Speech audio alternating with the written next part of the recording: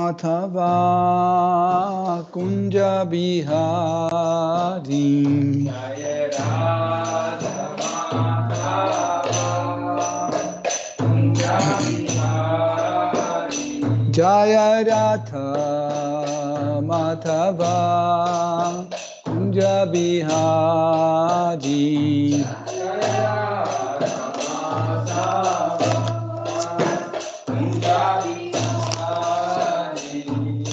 Gopi Janavalabha Girivaradhari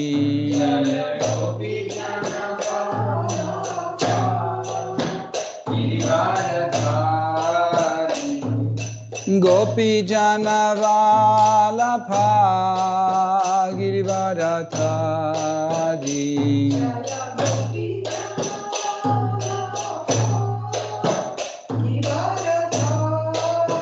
Yasodanandana Braja Jana Ranjana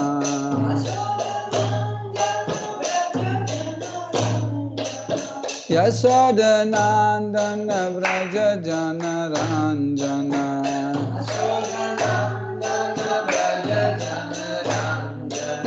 Jamuna Thira Vanachari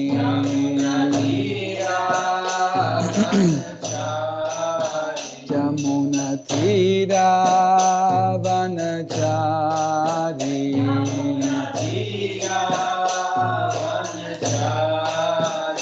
Jaya Radha Madhava Kunja Bihari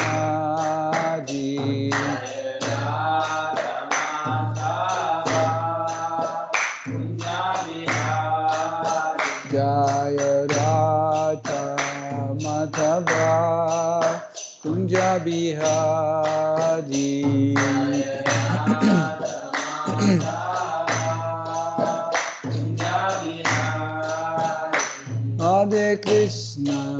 Hare Krishna Krishna Krishna Hare Hare Hare Rama Rama Rama Hare Hare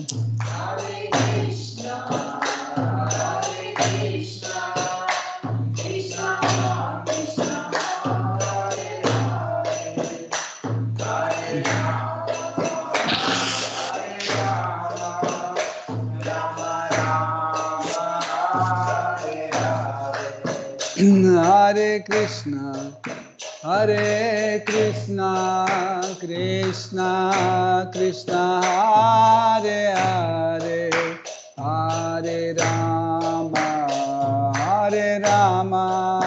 Rama Rama Hare Hare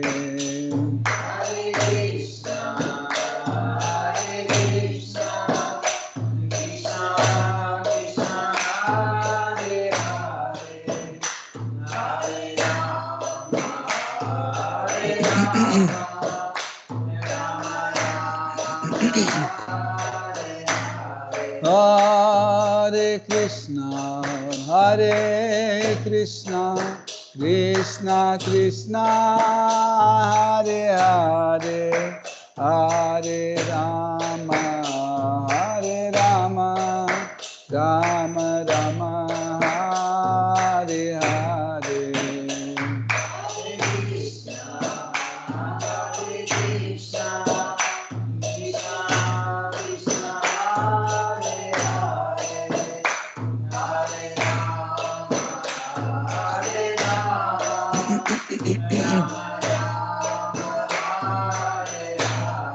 Hare Krishna Krishna Krishna Hare Hare Hare Rama Rama Rama Hare Hare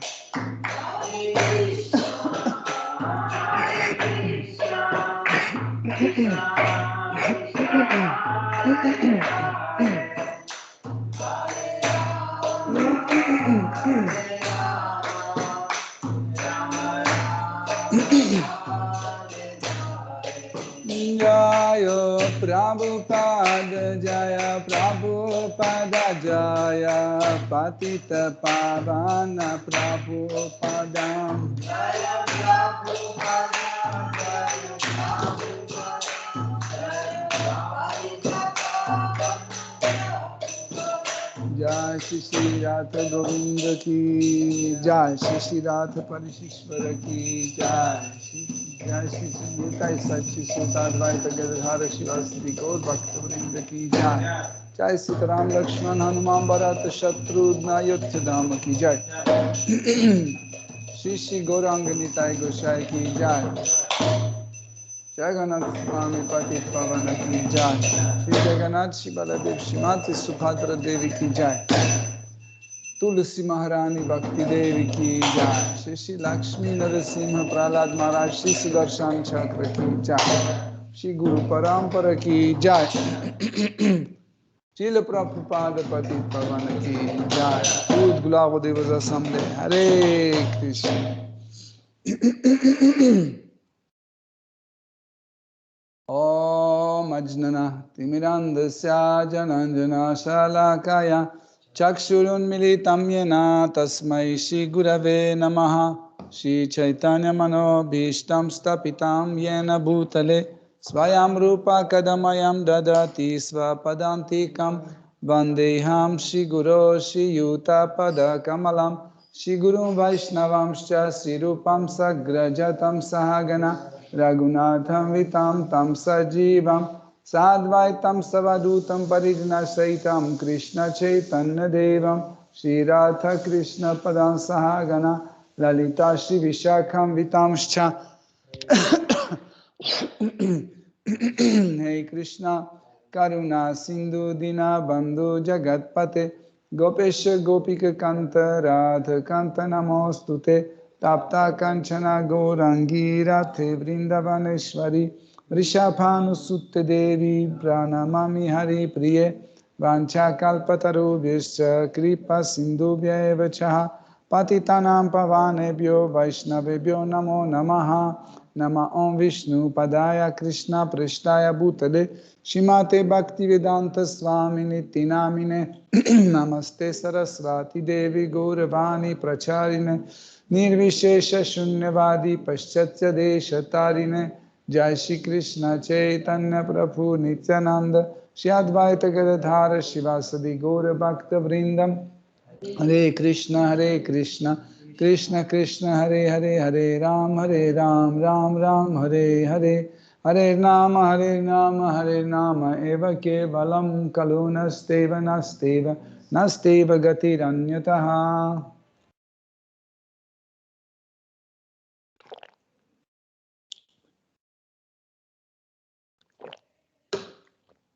Om Namo Bhagavate Vasudevaya.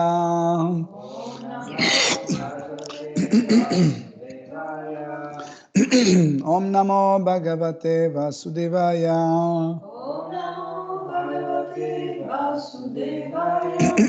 Om Namo Bhagavate Vasudevaya.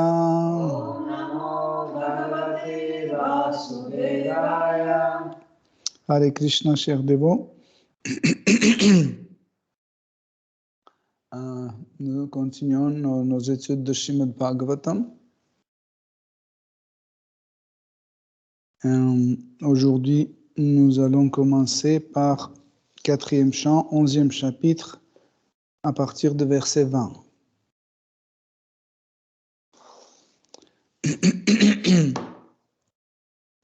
Navaisva paksosya vipaksa evava parasya mrityor visata samam praja tam dhavat manam anudhavanti anisha yatha rajarishi anilam bhuta sangha. Traduction. Dieu la personne suprême est présent dans le monde matériel sous sa forme du temps éternel. et il se montre neutre envers tous. Nul n'est son allié ou son ennemi. Dans le royaume du temps, tous les êtres reçoivent les fruits, bons ou mauvais, de leurs propres actes intéressés ou karma.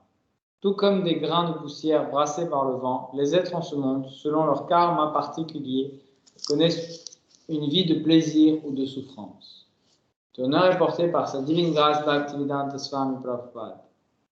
Bien que Dieu, la personne suprême, soit la cause originelle de toutes les causes, il n'est pas responsable des souffrances ou du bonheur matériel de qui que ce soit. Il ne saurait y avoir une telle partialité de la part du Seigneur suprême. Les êtres de faible intelligence accusent le Seigneur d'être partial, ce qui explique, disent-ils, que certains jouissent de l'existence en ce monde, alors que d'autres y trouvent la souffrance. Or, ce verset fait clairement ressortir que le Seigneur ne fait preuve, à cet égard, d'aucune partialité. Toutefois, en aucun moment les êtres distincts ne sont indépendants.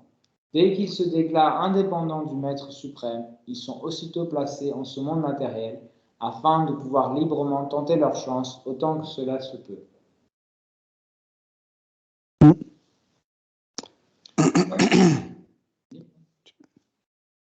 Donc, excusez-moi, je me suis trompé parce que le verset n'était pas bien imprimé. À la place de lire le mot Rajamsi, j'ai lu Rajarshri. Rajamsi veut dire les particules de poussière. Et j'ai lu Rajarshi, ça veut dire les rois de sages. Donc, le vent va lever dans l'air pas les grands sages, mais les particules de poussière. Désolé, parce que là, dans mon téléphone, j'ai le texte un peu plus grand, avec les lettres plus grandes. Donc, dans ce verset,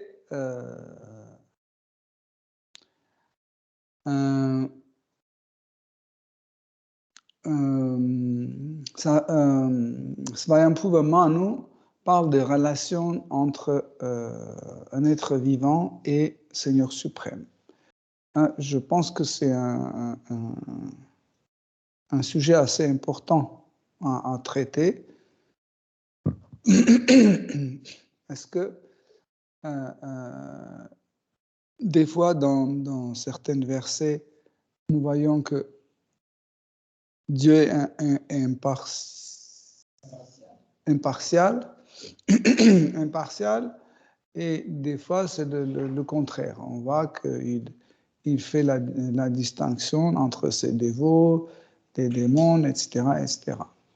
Donc, et finalement, on arrive à une conclusion qu'il y a une contradiction. Alors, il est impartial, ou est-ce qu'il prend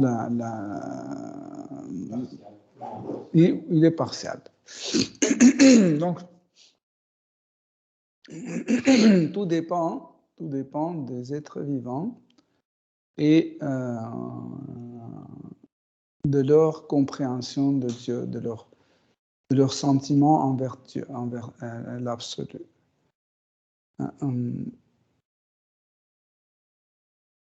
Depuis l'éternité, l'être vivant est placé dans le corps de Krishna. Okay? Donc, on peut dire qu'il est bien placé. Okay? On ne peut pas avoir un meilleur endroit. Mais,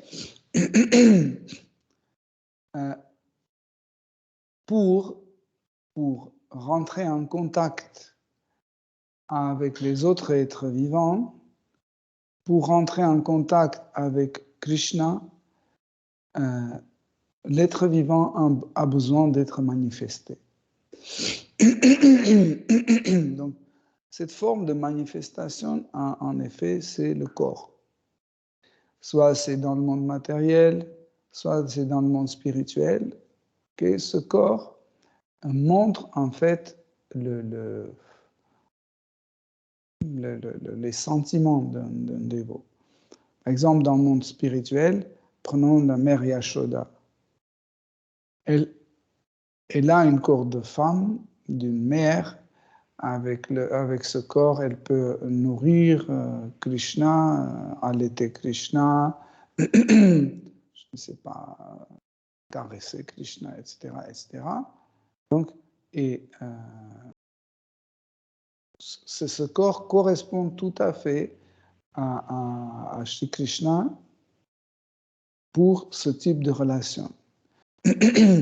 Donc, Krishna répond en fait au sentiment de chaque être vivant, pas seulement par son comportement, mais aussi Krishna offre un corps.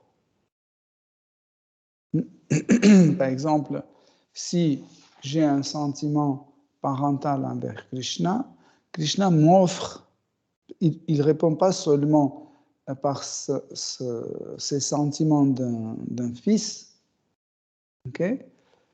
Il fait ça, mais aussi il offre à son dévot un corps spécial qui lui permet de rentrer dans ce type de relation.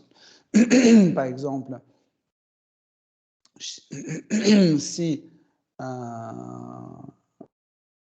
j'ai des sentiments amicaux vers Krishna, donc Krishna va me donner un corps qui correspond à ce genre de relation pour que je puisse jouer avec lui, manger avec lui, etc. Comme un ami, un égal. Okay? S'il me donne un corps plus grand que lui, 2 fois plus grand au niveau d'âge par exemple, l'amitié sera difficile. Pourquoi? Parce que le sentiment dans l'amitié, le plus important, c'est l'égalité. On doit se sentir égal. Krishna a des amis qui sont plus âgés ou moins âgés, mais cette différence n'est pas très grande. C'est une légère différence. Okay?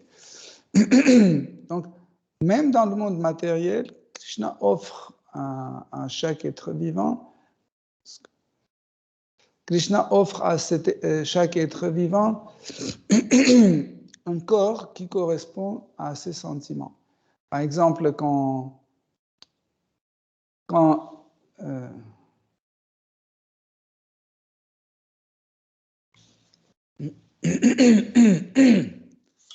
quelqu'un déteste Krishna, okay, il est contre Krishna, il ne l'aime pas, il persécute ses dévots, etc. Krishna donne un corps qui correspond à ce type de relation. Il donne un corps d'un démon. Okay? Pas forcément les dents tordues et les cornes, hein, mais il donne un corps dans lequel il y a beaucoup de rajas qui ramène vers un comportement démoniaque. Et Krishna le tue. Okay. Et on peut dire, ben voilà, Krishna est partial, donc il fait la différence entre un démon et son ami.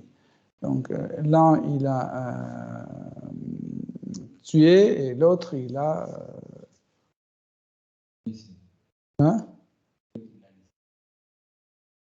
L'autre, il l'a laissé vivre. Pas laisser vivre, non. Récompenser ou satisfait, etc. etc. Okay. Donc, en fait, mais en réalité, Krishna est impartial. Pourquoi? Parce qu'en fait, il a donné à chacun ce qu'il voulait. Si vous regardez dans le fond de problème, entre guillemets, vous allez voir, en fait, le démon a reçu ce qu'il voulait et le dévot a reçu ce qu'il voulait. Okay? Donc,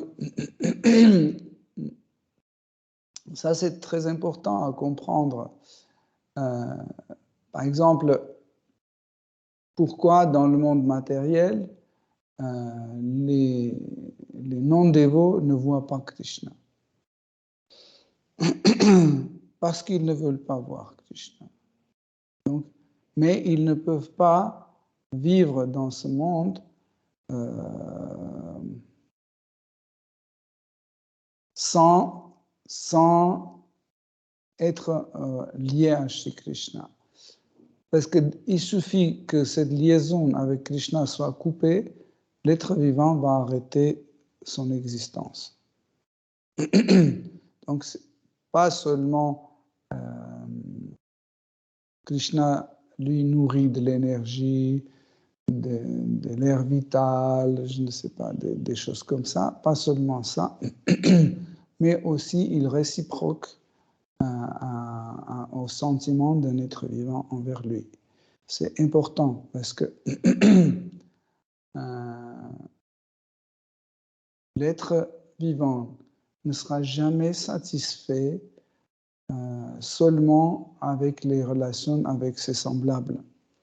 Il doit absolument avoir cette liaison avec l'absolu et recevoir des choses qui viennent de l'absolu. Ça peut être un châtiment même, mais ce châtiment doit être reçu de la part de Krishna. Vous voyez, comme ça, il va... Si ce châtiment vient d'un simple être vivant, il va toujours penser que c'est injuste, ou je ne sais pas, ils exagèrent, etc., etc. Mais en fait, quand il comprend que ce châtiment vient de Krishna, de l'absolu, ça veut dire qu'il va comprendre sa position dans ce monde et comme ça, il va admettre ce châtiment et il sera satisfait. Il va même pas vouloir d'annuler ce châtiment. Donc, dans ce verset aussi, Swayambhuva nous dit que Krishna est présent dans ce monde matériel sous la forme du temps. Donc, le temps est impartial à chaque être vivant. Donc, chacun reçoit ses années de vie et quand c'est fini, c'est fini. Donc, à chacun, Krishna attribue un certain temps pour vivre et à chaque chose, Krishna attribue son temps d'existence. Mais pourquoi on dit le temps est impartial? Parce que nous, on ne peut pas négocier avec le temps. Vous ne pouvez pas dire, s'il te plaît, temps, accorde-moi encore, je ne sais pas, 3 jours ou 5 ans, j'ai des trucs à finir. On ne peut pas. On ne peut pas marchander avec le temps. Ça, quand ça arrive, ça arrive. Pourquoi? Parce qu'en fait, le temps, notre relation avec l'absolu n'est pas personnelle. Mais quand nous établissons une relation personnelle avec Shri Krishna, donc le temps ne peut plus agir sur nous comme ça agit sur n'importe quel être vivant qui n'a pas cette relation. Krishna peut supprimer en fait, ou prolonger le temps, ou raccourcir le temps, ou accélérer le temps, ou ralentir le temps. Il peut faire ça pour son dévot et pour ses divertissements. Et d'ailleurs, Krishna souvent le fait. Donc, en réalité, le temps agit sur les êtres vivants d'une façon connue comme passé, présent et futur.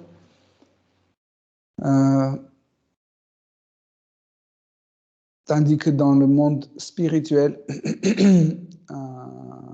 ça ne marche pas. Et parce que le dévot, il ne vit pas dans le monde matériel, il vit dans le monde spirituel. Donc le temps n'a aucune, comment on peut dire, influence ou contrôle. Ouais. Le temps n'a aucun contrôle sur un être vivant, sur un dévot. Okay? Ça veut dire ce qui est valable pour un simple être vivant, non dévot, ça peut ne pas marcher sur un dévot. Pourquoi? Parce que le dévot se trouve dans le monde spirituel. Même s'il reste dans le monde matériel, il est toujours dans le monde spirituel.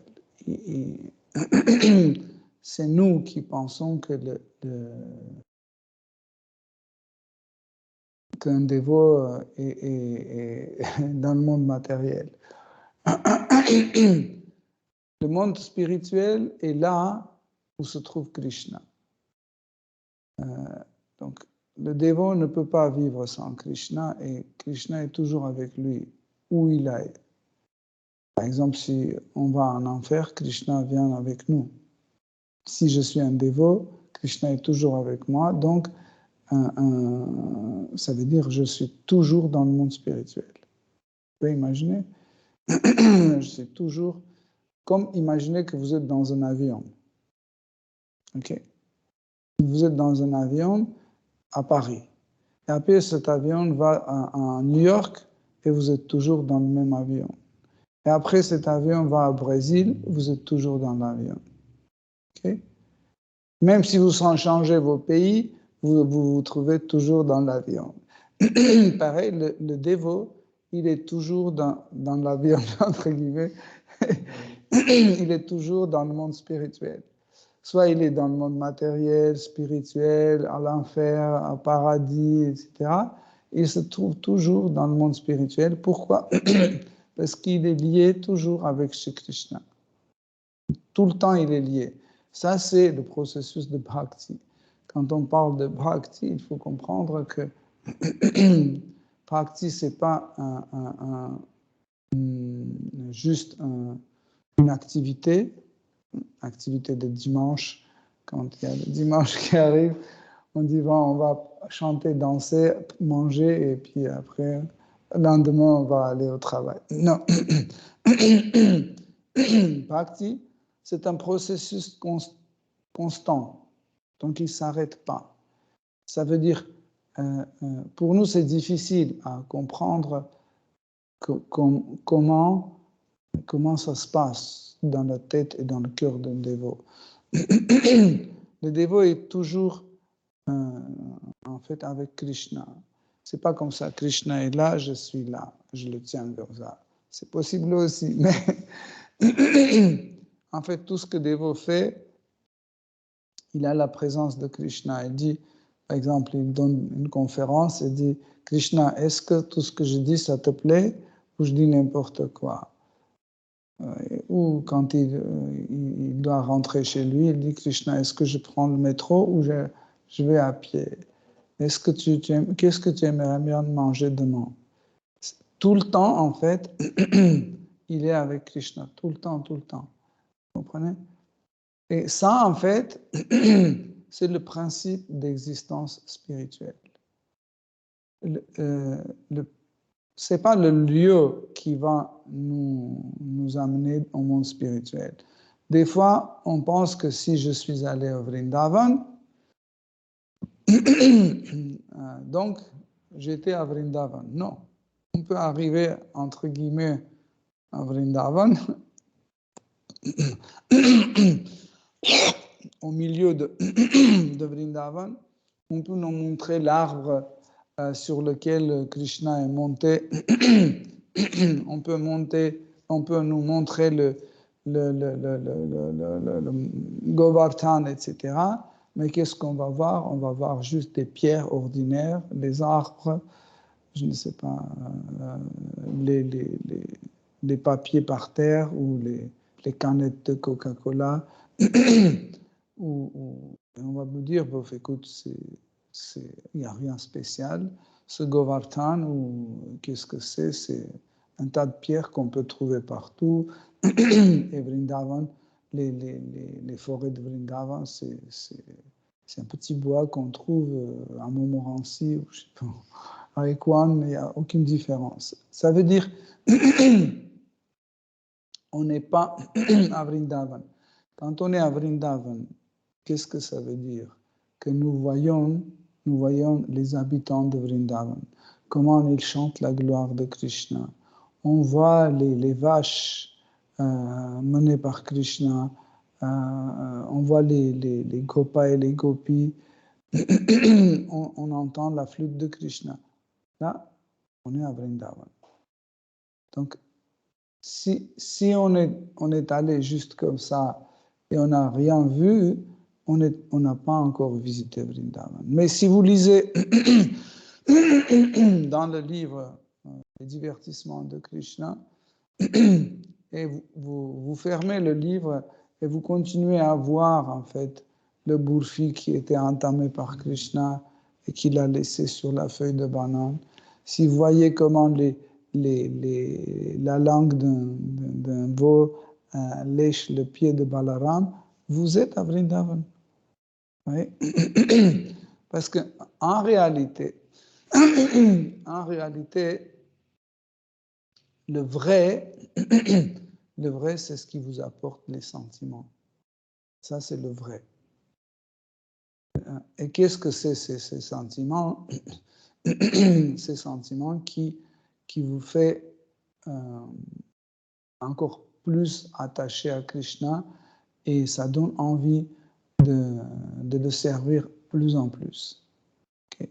Ça, c'est le vrai. Donc, si l'homme n'a pas cet attachement à Krishna, s'il ne voit pas Krishna comme but de sa vie, il tombe sous le gouvernance ou sous contrôle du temps, en fait. Et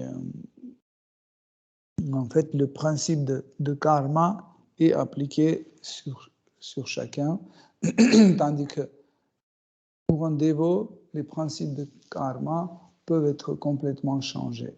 Donc, pourquoi? Parce que Krishna, dans sa miséricorde, à ses dévots en annulant leur karma. Pour non-dévots, il donne sa miséricorde sous la forme de karma. Donc, annuler le karma de la part de Krishna, c'est une miséricorde. Appliquer le karma sur non-dévots, c'est aussi une miséricorde de Krishna. Dans les deux cas, c'est une miséricorde. Pourquoi ça se passe comme ça? Parce que Krishna ne peut pas agir autrement. Pourquoi? Parce qu'il est miséricordieux. Vous comprenez? Il ne peut pas faire autrement. Il est comme ça. Tout ce qu'il fait, c'est sa miséricorde. S'il n'était pas miséricordieux, il faisait quelque chose sans sa miséricorde. Mais tout est la miséricorde de Krishna parce que Krishna est miséricordieux. Donc, et le principe de karma s'applique en fait dans le temps, dans les lieux et dans les circonstances. Okay. En réalité, le principe de karma n'est pas mauvais. Le principe de action et réaction. C'est le contraire, c'est une sorte d'entraînement. C'est une sorte d'entraînement, mais l'homme doit voir ça d'un autre œil. Okay? Chaque fois quand il y a quelque chose qui lui arrive, bon entre guillemets, mauvais entre guillemets, il doit l'analyser. Il doit l'analyser et penser que si c'est comme ça, moi je suis coupable. En fait, c'est grâce à mes actes que j'ai tel ou tel retour. Si je perds quelque chose, c'est ma faute. Si je gagne, c'est à cause de mes actes. Ou on peut dire aussi c'est ma faute. Parce que gagner ou perdre dans ce monde matériel, c'est la même chose. Et hein? Donc, mais en fait, c'est un système de correction et d'enseignement, le principe de karma. Krishna nous enseigne et il nous corrige en même temps. Pourquoi? Pour qu'on puisse revenir à nos états initiaux. Donc, ce qui est intéressant, Sri Chaitanya Mahaprabhu a promis, il a promis qu'il va libérer tout le monde. C'était dans l'histoire de Vasudeva Datta. Quand il est venu, Vasudeva Datta, une fois venu voir Sri Chaitanya Mahaprabhu, plein de larmes, et il a dit, oh mon Seigneur, je ne peux pas voir la souffrance des êtres vivants. S'il te plaît, fais-moi une faveur, remets tous les hein? Mets tous leurs péchés sur moi, comme ça c'est moi qui va souffrir et eux ils vont arrêter de souffrir. Et Sri Chaitanya Mahaprabhu l'a pris dans ses bras, il a souri, il a dit, ça ne m'étonne pas que tu demandes une chose pareille, parce que toi, tu es une manifestation de Shri Prahlad Maharaj. Et il a dit, pour libérer tous ces êtres vivants, tu n'as pas besoin de souffrir, je peux le faire sans ta souffrance. Il a dit, qu'est-ce que c'est un univers pour moi? Il a dit, c'est comme un univers pour moi, c'est comme une graine de moutarde dans un sac de moutarde. Il y a des milliers d'autres univers et je peux les tous libérer. Et je vais le faire. Donc il a promis qu'il va libérer tout le monde. Et en fait, cette promesse, c'était pas juste à cause de Vasudeva Datta, mais aussi il est comme ça. Krishna est comme ça.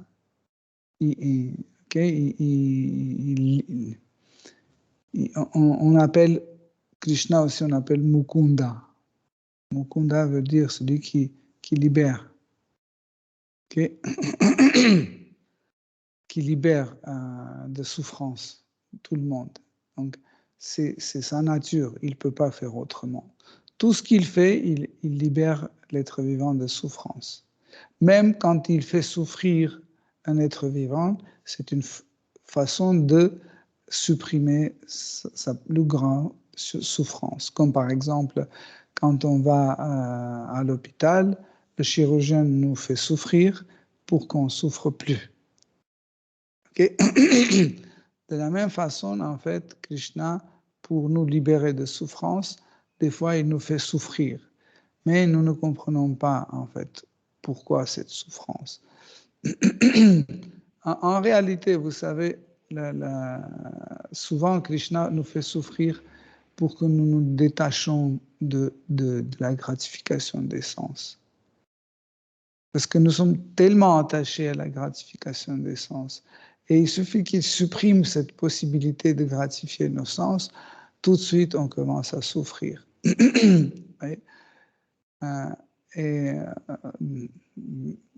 En voyant ça, Krishna, il donne à un être vivant des conditions où il commence à souffrir. Mais il donne ça pour que cette souffrance rentre dans le fond de sa tête, on peut dire comme ça, dans le fond de son cœur, pour qu'il soit libéré de cet attachement, pour qu'il ne cherche plus gratifier ses sens. Vous savez, plus on satisfait nos sens, plus on gratifie nos sens, plus on attache à la gratification des sens. Quand on est longtemps détaché de gratification des sens, on ne veut plus. Quand, par exemple, je n'ai pas la possibilité de gratifier mes sens, petit à petit, je me détache de cette gratification. Parce que c'est le système de notre corps, subtil ou grossier, il travaille comme ça. Par exemple, si vous prenez un alcoolique qui est très attaché à l'alcool et vous le mettez sur une île déserte et vous le gardez, je sais pas, 2 ans, 3 ans, 5 ans dessus sans alcool parce qu'il n'y a pas d'alcool, il va se détacher petit à petit. Il commence à oublier le goût, etc., etc. Okay? De la même façon, en fait, Krishna voit quand il y a des choses à laquelle on est très très attaché, il fait souffrir justement dans cette direction. Par exemple, quelqu'un qui est attaché à la nourriture, il fait de telle sorte pour qu'il souffre de la nourriture. Si quelqu'un est attaché aux femmes, il fait de telle sorte pour qu'il souffre pour que cette souffrance rende impossible ces relations avec des femmes. Okay? Si quelqu'un est très attaché à l'argent, il lui supprime l'argent ou possibilité de les dépenser. Ça aussi, c'est une souffrance. Imaginez que vous avez beaucoup d'argent, vous avez tout acheté et vous ne pouvez plus dépenser et ça vous rend dingue. Vous commencez à souffrir parce que vous n'avez plus rien à acheter. Vous voyez? Comme ça, Krishna fait nous souffrir en fait vraiment dans les situations à laquelle on est le plus attaché. Voilà, ça c'est un aspect de relation d'un être vivant avec Krishna dans ce monde matériel. Bon, donc je vais m'arrêter ici. Si vous avez des questions, des commentaires.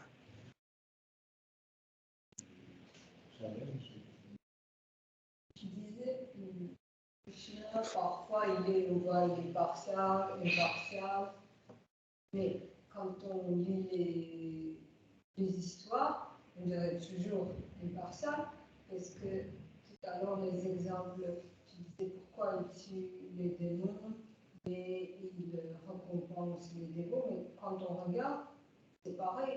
Abhimanyu, est-ce que c'était pas le début de Krishna, Abhimanyu et moi, où les cinq fils de Draupadi sont morts, pourtant Draupadi était son héros, plein d'histoires comme ça. Donc, c'est vrai qu'il y en a par rapport mort dans le sens mort du corps matériel, c'est pareil, il y a des démons qui meurent, il y a des démons qui meurent aussi, donc on dirait que Krishna est impartial. Ou parfois, on voit même, si on dit il récompense les démons, mais parfois il récompense les démons aussi. Tout à l'heure, il était récompensé quand même. Donc, on dirait qu'il est impartial quand on regarde comme ça.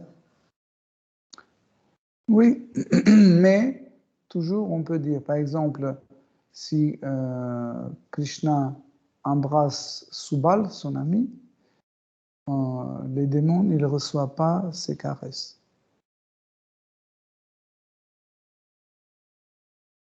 Est-ce que tu as lu une histoire où Krishna prend dans ses bras un démon et il... Si, il le prend, mais il les écrase. C'est le goût d'un démon. Ben, c'est justement, c'est ce que j'ai expliqué en fait. Ça peut nous sembler que Krishna est partial ou impartial, mais en fait, en réalité, Krishna est absolu. Et tous ses actes sont absolus. Donc, absolu, ça veut dire il est en même temps impartial et en même temps partial. En même temps. Okay. Par exemple, dans le cas où je dis que Krishna, par exemple, prend dans ses bras, il serre Sudam, et démon, non. Donc on peut dire, ben voilà. Mais démon reçoit des coups. Coups de pied, coups de poing, ou coups de Sudarshan Chakra, par exemple. Pourquoi? Parce qu'il veut ce genre de caresses. Et tout de suite, on voit que c'est Krishna est absolu. Quand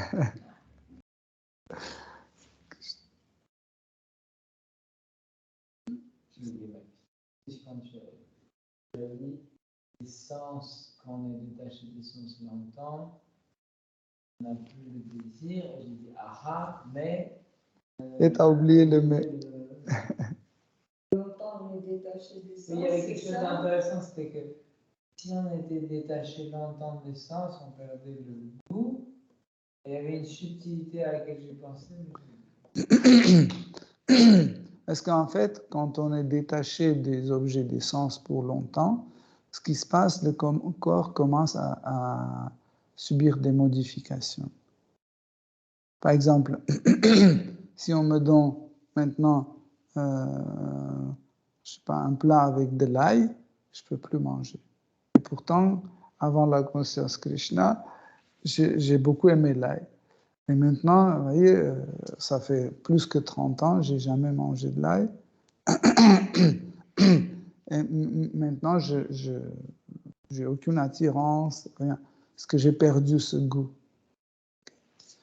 Pareil, par exemple, la relation sexuelle. Quand quelqu'un est privé de ça, au départ, il est perturbé, etc., etc. Mais dans le temps, ce corps, il modifie, et par exemple, avec l'âge, ça devient moins en moins, moins en moins. Mais quand je dis les sens doivent être privés des objets de sens, ce n'est pas seulement le contact physique, hein, le contact subtil aussi. Parce que si quelqu'un, je ne sais pas, un brahmachari ne voit pas les filles, n'a aucune, mais il pense tout le temps, ça veut dire qu'il est tout le temps en contact avec l'objet des sens. Donc pour perdre le goût, il faut perdre et le contact grossier et le contact subtil.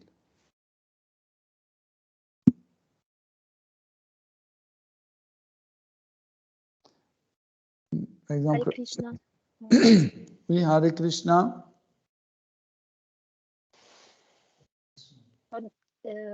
Désolée d'interrompre, je voulais poser une question. Je peux. Oui, oui. J'ai pas compris par rapport voilà, n'importe où on va suivre, dans quel endroit Krishna il va toujours avec nous, avec avec un pratique, mais il va suivre comme Paramatma, mais il ne s'agit pas juste Bhakta, il s'agit toute l'âme, je sais pas, toutes les personnes, toute l'âme. Donc j'ai pas compris ça, pourquoi c'est différent pour un Bhakta, un dévot de Krishna. Krishna, il va suivre, je ne sais pas, on a l'énergie de Krishna, tous les êtres. Si on n'entend pas très bien, si j'ai bien compris, la question est pourquoi est-ce que Krishna est toujours avec les dévots et avec les non-dévots, il n'est pas, c'est ça? Oui, c'est ça. Il va suivre juste avec les dévots, il ne va pas suivre non-dévots. En réalité, Krishna n'abandonne personne. Dévot ou pas dévot, il n'abandonne personne. Sauf que les non-dévots, de leur côté, ils perdent la liaison avec Krishna. Okay.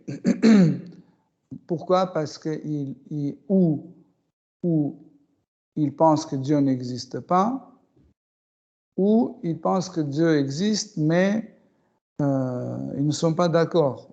Ils disent oui, Dieu existe, mais on est très occupé, on a plein de trucs à faire, etc. etc. Donc, ils suivent leur vie sans suivre les instructions de Krishna. Ça veut dire qu'ils n'ont pas liaison avec Krishna. Non-dévot, ce n'est pas seulement celui qui ne croit pas à Dieu. Non-dévot, c'est celui qui n'est pas dévoué. Vous comprenez?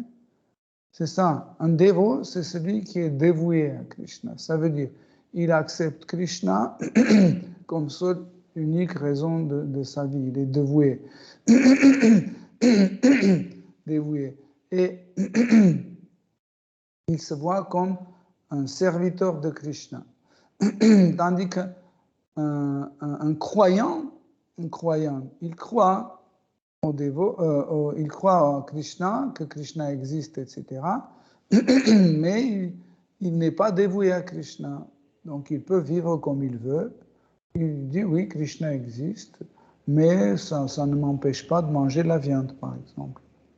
Oui, Dieu existe, mais s'il me faut faire ceci ou cela, ou boire du café ou du vin, de l'alcool ou fumer, ça ne me dérange pas. C'est pas ça qui va m'arrêter de continuer ma vie comme je veux.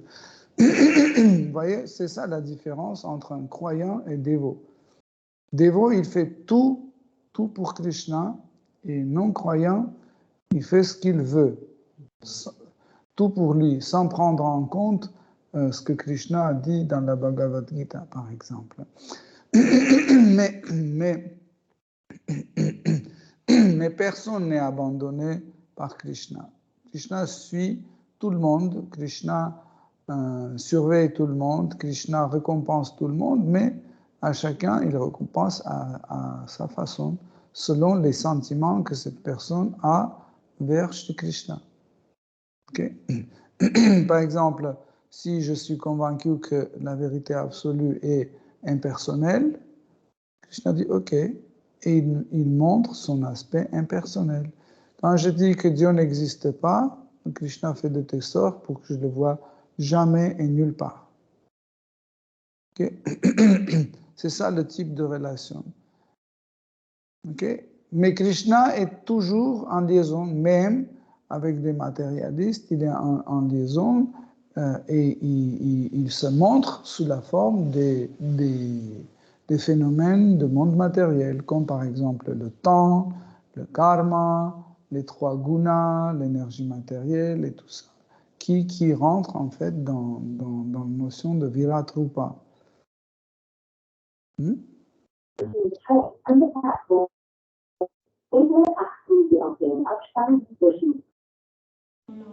On n'entend pas. Est-ce que vous voulez vous rapprocher du micro parce qu'on ne vous entend pas?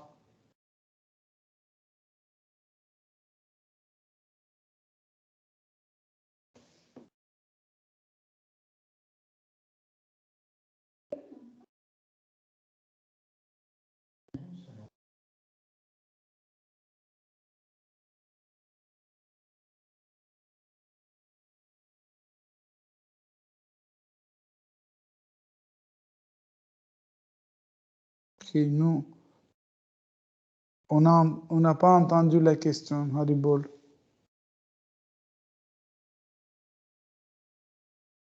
Hare Krishna, Akshananda, est-ce que je peux poser une question en attendant? Oui, bien sûr, Hare Krishna. Tu as mentionné à un moment une discussion entre chez Chaitanya Mahaprabhu et Vasudeva Datta, et j'ai bien retenu. Oui, Vasudeva Datta, oui.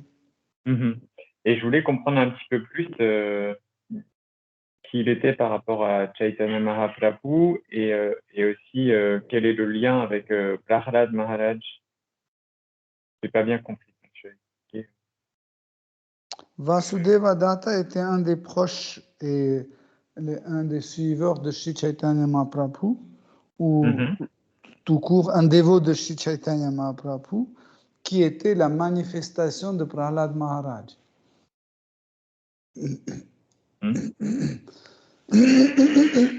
Donc, en effet, quand Krishna se manifeste sous la forme de sous la forme de Sri Chaitanya Mahaprabhu,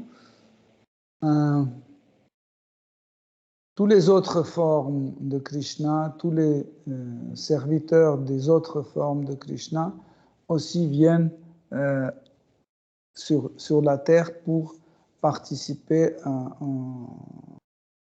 aux divertissements transcendantaux de Krishna. Des fois, même une personne peut être manifestée dans plusieurs corps en même temps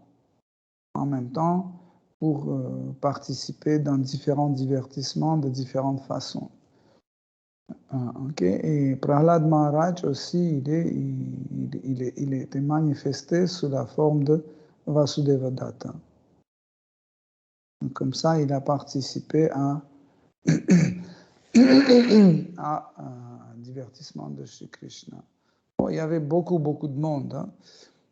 En fait, il n'y a pas de différence entre Krishna de Vrindavan et Shri Chaitanya Mahaprabhu. C'est la même personne. Ce n'est pas deux personnes différentes, ce n'est pas deux manifestations différentes. Quand on dit que c'est un avatar le plus miséricordieux, etc., c'est le même, en fait, c'est la même personne. Et Navadvip n'est pas différent de Vraj, de Vrindavan n'est pas différent. C'est le même endroit, en effet. Sauf que, en fait, l'humeur est un peu changée. Par exemple, dans le Vraj, l'humeur de douceur, Mathurya Bhava, est réservée seulement à une certaine catégorie de dévots qui dans leur rasa peuvent le goûter. Okay, mais Navadvipa, c'est un endroit où Mathurya Bhava est distribué à tout le monde. Peu importe, tu es dans le rasa ou pas, tu es habitant de Vrindavan ou d'Ayodhya, peu importe. Il donnait Shri Chaitanya Mahaprabhu et Shri Nityananda Prabhu, il donnait comme ça à tout le monde à goûter. Et en fait, en sachant que Nitai Gauranga, ils sont comme ça, tout le monde vient pour goûter, au moins goûter. Même si ce n'est pas leur goût, par exemple, des fois, on n'a jamais mangé ceci, on n'a jamais mangé ça, mais on veut goûter pour voir qu'est-ce que c'est. Même après avoir goûté, ça nous plaît, mais on ne veut plus.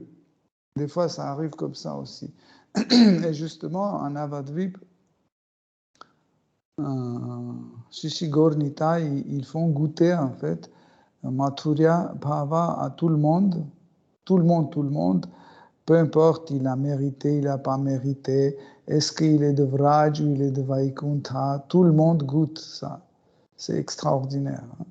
Par exemple, celui qui habite sur la planète Vaikuntha, où tout est régné par Aishwarya Bhava, avec l'humeur de magnificence et révérence, etc. Même si vous vivez là-bas éternellement, vous n'allez pas goûter ça parce que Seigneur Narayana ne distribue pas ce produit, entre guillemets. C'est pour ça que les habitants de Vrindavan, les habitants de Vaikuntha, ils se manifestent en fait. Ils se manifestent pendant les divertissements de Shri Chaitanya Mahaprabhu pour pouvoir goûter en fait, pour savoir. Alors, qu'est-ce que c'est en réalité ce Mathurya Bhava? Parce que Mathurya Bhava dans le sens amical, parental, et conjuguer les trois en même temps? Justement, Mathurya Bhava, c'est de relation avec Krishna dans la douceur. C'est pas rasa, parce que, par exemple, on peut avoir le même rasa en Aishwarya et en Mathurya. Par exemple, on peut avoir la relation conjugale dans la révérence, dans la grandeur, mais aussi on peut avoir la relation conjugale dans douceur, dans Mathura. La question quand on dit Mathura, il distribuait en même temps pour les gens qui sont amicales ou... Pour tout le monde, non. Quand je dis Mathurya, Bhava, c'est la douceur. Je ne parle pas de Sringara Rasa. Comme c'est le même mot. C'est Mathurya Bhava qui était donné à goûter à tout le monde. Je ne sais pas si j'ai répondu à ta question, Jivaprana. Oui, si. Ça a même dépassé les attentes. Mais c'est vrai que je me pose un peu la question comme à la Salila sur oui, c'est Mathurya Bhava qui distribue. Je me demandais, mais c'est quoi exactement qu'il distribue parce que, et comment comment tout le monde peut y goûter, sachant que certains sont peut-être déjà établis dans leur... Donc, en fait, oui, ça peut nous faire. encore une fois, quand je dis Mathurya Bhava, il ne s'agit pas de Shringara Rasa, d'accord? C'est en fait Mathurya et Aishvarya. Je parle de deux humeurs différentes. Donc, l'humeur de Mathurya était disponible tant que Shishi Gaurnita était en Avadvip. C'était disponible et chacun pouvait le goûter. En fait, la question de Jiva Prana, c'est comment c'est possible que chaque personne, même s'il est dans l'humeur d'Aishvarya, il goûte Mathurya Bhava. Justement pour cela, en fait, que ces êtres, ils étaient manifestés dans différents corps.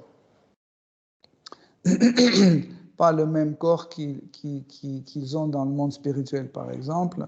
Ils ont pris des différents corps pour pouvoir, en fait, avoir un accès et pouvoir goûter, en fait, ce Mathurya Bhava. Même les demi-dieux, des milliers de demi-dieux, ils sont descendus sur la terre, ils ont pris la naissance dans différentes formes, hein, pour pouvoir goûter le goût de Mathurya Bhava. Donc, ce changement en fait de corps, c'était un changement avec une possibilité de recevoir ce goût. Comme par exemple, je ne sais pas, vous avez un téléphone et tant que vous n'avez pas installé ce programme dedans, vous ne pouvez pas recevoir des appels. Par exemple, si vous n'avez pas installé WhatsApp sur votre téléphone, vous ne pouvez pas recevoir les appels de WhatsApp. Okay? À partir du moment quand c'est installé, vous recevez. Donc, Sri Chaitanya Mahaprabhu, il a installé le WhatsApp, entre guillemets, chez tout le monde, et tout le monde pouvait recevoir ça tant qu'ils étaient là. Mais après, quand l'être vivant retourne, en fait, dans sa position, en fait, il reprend son état de rasa dans le monde spirituel, dans son état de bhava, pour pouvoir, en fait, continuer ses divertissements avec son Seigneur adoré. Il ne reste pas toujours là, parce que souvent on dit il reste là, il continue et il vient ici en même temps. Il se connecte. En fait, quand on dit, par exemple, quand on dit Hanuman vient ici, ça ne veut pas dire que Hanuman est absent d'Ayodhya. Il est à Ayodhya, mais il est là aussi. En fait, comme Krishna peut être dans différents corps en même temps, l'être vivant a aussi ça, parce que nous sommes une partielle de Krishna, une petite particule de Krishna, ça veut dire on hérite de la même faculté, mais d'une façon limitée. Okay? C'est pour ça que, par exemple, on peut avoir différents corps, différents endroits, et en fait, leur statut ne change pas. Juste, il vient pour goûter, en fait. Est-ce qu'il y a un exemple de quelqu'un qui vient de Vaikuntha?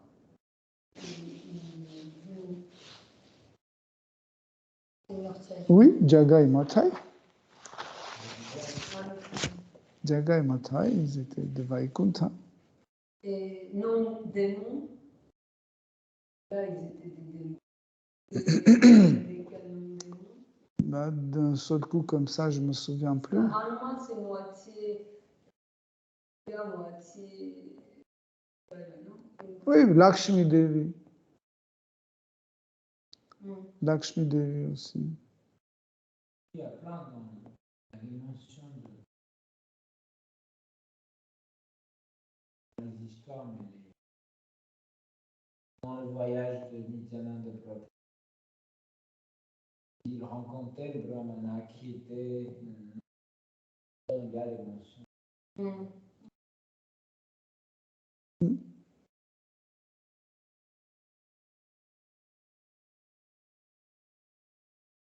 Ok, s'il n'y a pas de questions, Hare Krishna, chers dévots, merci beaucoup pour votre attention.